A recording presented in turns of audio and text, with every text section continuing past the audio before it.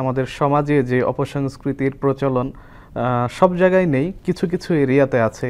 তাজিয়া মিছিল করা, তারপরে এই দিনে নিজের শরীরে আঘাত করা, এই অপসংস্কৃতি থেকে বের হয়ে আসার জন্য সমাজের ব্যক্তিবর্গকে আপনি কি উপদেশ দিবেন? দেখুন, সমাজে যেই জিনিসটা বেদাত আরবিতে বলা হয় বেদাত, নব উদ্ভাবিত, নব উদ্ঘটিত, এই জিনিসগুলো শরীয়ত কখনো পারমিট করে না। সমাজ কিন্তু একটা সোসাইটিকে নিয়ে গড়তে হয়, আর এর বাইরে কিন্তু মানুষ চলতে পারে না।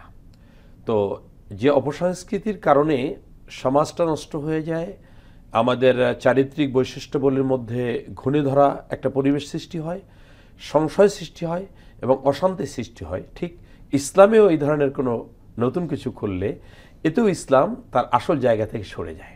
তা নিঃসন্দেহে এটা গর্হিত কাজ।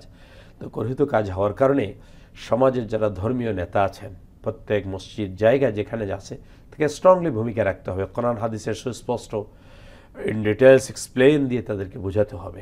আমাদের সচেতনতা এবং সেই সাথে সাথে কার্যকরী ভূমিকা গ্রহণ করা খুবই জরুরি।